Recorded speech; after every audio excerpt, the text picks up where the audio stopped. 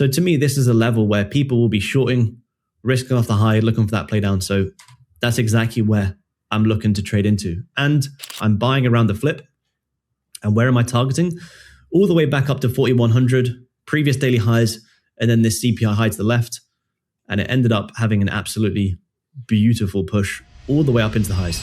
All right, folks, here we are in Trading Out. We've got Aaron Luce in the house. He's about to break down what he does on a price chart so you can really see how this guy has made over $250,000 to date this year. Welcome back to the show, Aaron. Thank you. Appreciate having me back on. I'm keen to break down these trades. Right, so we've got your TradeZilla shot there. So this is what he's done for this year. Let's have a look at your price chart and see how you've done it.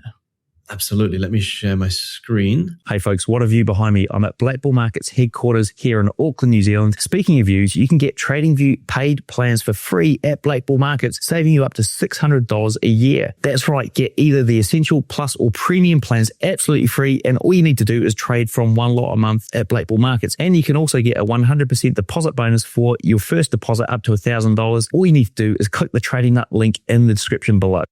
So I will show you a trade that I literally just took yesterday. And again, this is a trade that we took on stream as well. So this is gold. Again, I only trade gold. I invest in stocks as well, which is some of what the yearly P&L is. But for day trading, I pretty much just trade gold. And the most important part of my plan is understanding the daily bias. So what we'll do is we'll go back to before I even jumped on for this day. So we had market open around here.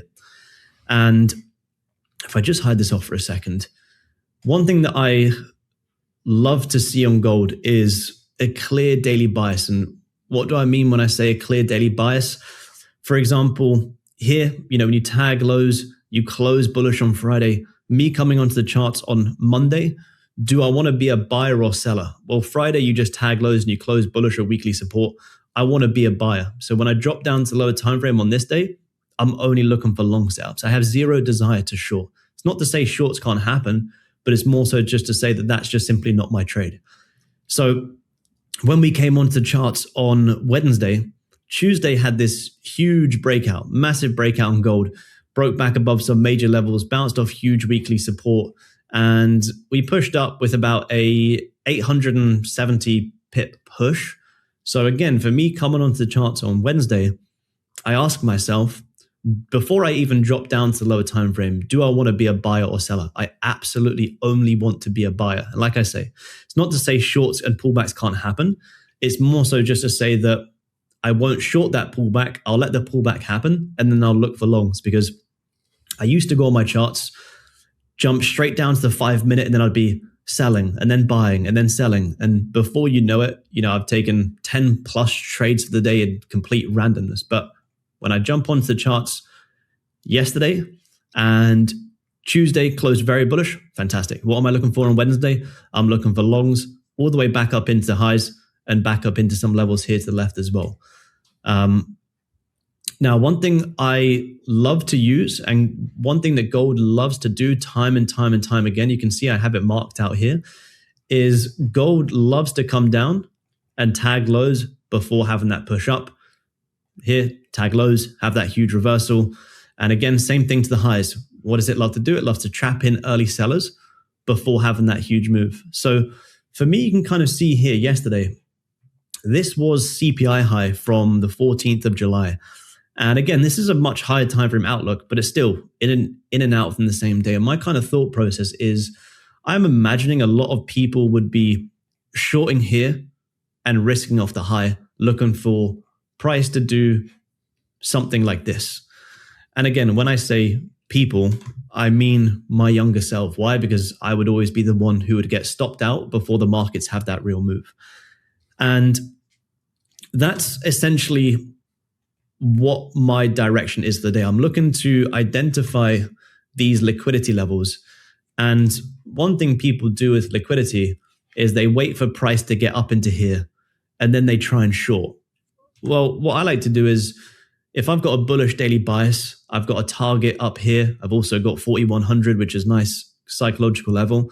Rather than me waiting for price to get up here and missing out on a 260 pip move, well, let me trade up into it. Because with these liquidity levels, you never know if it's going to tag it and sell off, or if it's going to tag it, retest, and continue breaking higher.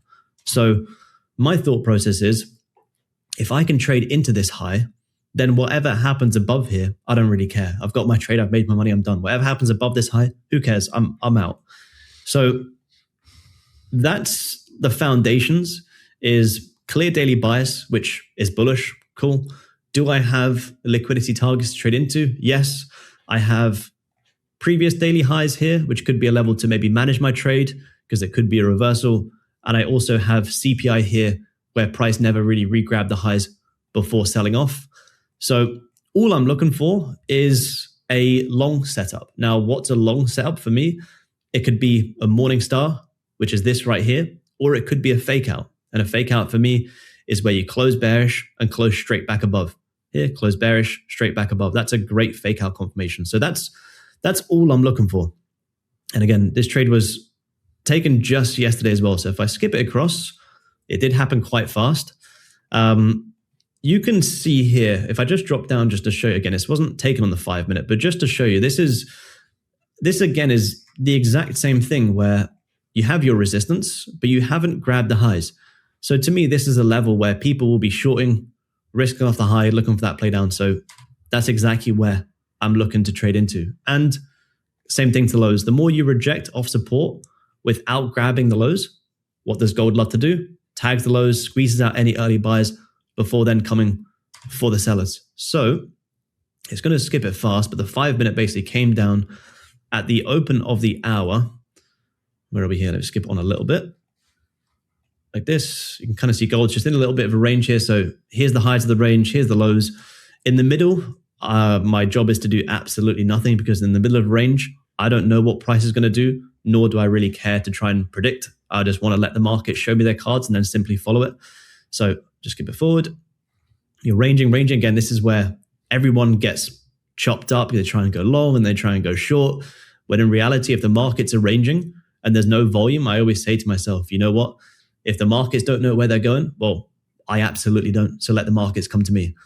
So here, as soon as you tagged these lows here and started to break back bullish, I think it's going to skip it forward. But this was where the hourly, which is what I was watching, hit the lows of the range, wicked out 1, 2, 3 lows, and started to break back above. So I'm buying around the flip. And where am I targeting? All the way back up to 4,100, previous daily highs, and then this CPI high to the left. And it ended up having an absolutely beautiful push all the way up into the highs. And again, this is one of them trades where, could I have held this and made way more? Absolutely. But did I know this was going to happen? No. So did I follow my plan and take my piece of the pie? Absolutely. So that right there is, I don't use any indicators. That right there is everything I use. Price action, daily bias, and liquidity levels. And that's all gold needs sometimes. Brilliant. And so you basically let that trade run the whole way? You don't take partials or move stops or manage it in any way? Yes, which is actually the hard part of streaming, because whenever I'm not trading on stream, usually I just take these trades, I set my alerts and walk away.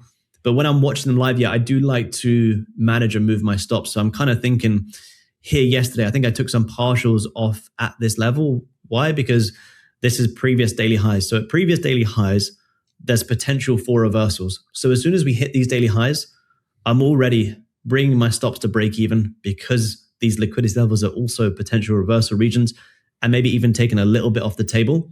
And then I'm trying to hold runners up to hit my full levels. So as it hits these, for instance, if I didn't have this liquidity level here and my only liquidity level was here, then I would hold the trade. But because I have this daily high, that's a potential reversal. Therefore, if this is a potential reversal and I'm in long, I want to manage my position, because sellers could step in above them highs.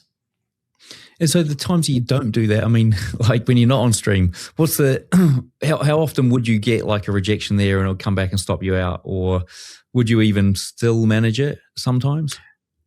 So I personally, for my personal, which I can show this trade as well, is I have a pretty strong rule for myself that I don't like to manage the trade until that candle's closed. If the candle on the hourly closes against me, then cool, I'm happy to take the loss. But for this here, I would usually buy at the flip and I would just set my alert at this resistance and I would either close the trade at the hourly candle close or as my alert goes off. And anything in between, I try not to touch it too much because the more I try and touch it, the more I end up doing something that I know I shouldn't be doing. So for me, candle closures are very, very key. If I'm buying the hourly, cool. Walk away for the whole hour and just let the candle close. It's, same as when people are back testing, and myself included, I would get great back testing results, but then in live markets, my results wouldn't be as good. Well, one thing I'm doing when I'm back testing is I'm skipping the candle until it closes, and then I'm making my decision. So I'm trying to keep that same thought process when I'm trading live. If I'm trading the hourly, if I was back testing this right now, I would skip it and then make my decision based on the closure. Because sometimes, when you're watching this candle in real time, sometimes it can look bullish and then it can come back down and you go, oh, should I close the trade? You close the trade and before you know it, it ends up closing exactly how you want. That's what the markets love to do. So I love to try and let the candles close and then make my decision. Nice. Brilliant advice. Now, I created an app called TraderZen for when my revenge trading kicks in. And what I've created is a feature called Manual Override. It allows me to jump into the exact symptom that I'm feeling at the time and then find an audio that's going to help reset my mind and get me back on track. If you want to find out more about it, TraderZen.app, or there's a link in the description and the QR code on screen. And what about days when you get the bias wrong? Does that happen often? And what happens? Is it just a no trade day, or there's never a setup that you kind of see? Yeah, definitely. Like some days I get the daily bias wrong, or some days I just don't know how the day's going to close. But even some of the days where I get the daily bias wrong, sometimes I can still make money. So for example. And I can still lose money as well. So for example, when I come onto charts on Monday, and you can see here, you tagged the lows and you closed nice and bullish. Well, I was anticipating Monday would close really nice and bullish and have a decent drive up. But like I said with the trade from yesterday, well, as soon as we hit these highs here, that's a potential reversal region. Therefore, I'm going to manage my trade. So you can kind of see here, it didn't really close above the high. So this day could be a little bit of a losing day or maybe a break-even day. Although it did hit the highs, it didn't close as I want. But sometimes, if you're buying around the daily open into that high, 280 pips, like that can still be your trade as well. And you can still make money even on the days where it doesn't close as you want, but your highs and lows can sometimes still get hit. If they don't, I obviously have losing days as well. And I really don't care to be right or wrong as well. I used to care so much about being right or wrong, but I'm like, no, this day closed bullish. So you can see today's having a bit of a sell-off. I'm not going to short today because yes, they closed very bullish. I only want to be a buyer today. If I don't get a buy setup, either I don't trade or maybe I'll take a little bit of a loss. I don't really mind. And how much attention do you give to Wicks when you're looking at a daily bias? It's very important for me. Daily Wicks can either be a liquidity grab or I like to trade into a wick fill. For example, if we wick the lows and hold support, like great, like that's a strong indication that we're going to have a push up that day. So you can kind of see here, for example, if I just go back here and hide this off. So you can see here how this day didn't grab these lows here. So I wouldn't buy this day, but if this day did wick the lows, then I'd be a buyer this day. So it's not so much just the wicks, but it's also, are we wicking the highs or lows? So for me, I would miss out on this bullish day. Why? Because we didn't wick the lows. But if we wick the lows, then I would maximize this day. But if we haven't wicked the lows, then maybe the next day that could give me a bit of a short setup to come down and tag the lows because that's what gold loves to do. Right. Interesting. Real quick here, folks. Now, a lot of you have been asking me, how do I learn to read price action? Well, the guy who taught me is JJ. And what I've managed to do is convince him to share with you a strategy for free. It takes 7 minutes to learn. You can get access to it via the link in the description or visit dynamictradersclub.com. Well, look, folks, bit of a masterclass here. Thank you, Aaron, for sharing that. I mean, what's the best way for people to find out more about you, get more insight into this way of trading? I mean, I'm live on YouTube every single day for the Asian session, just Aaron Trades. You'll see me live, come and tune in. I'll break down the plan. Like the trade I just showed you guys, that was taken live on stream. And we just hang out. I'm trying to teach as much as we can and be as transparent as we can as well. Awesome. Well, what we'll do for folks is hook up links in Aaron's show notes below this video. Go and check it out. Whilst you're there, hit subscribe, like, and that notifications bell. And if you want to see the interview we just recorded, go and check that out up here as well.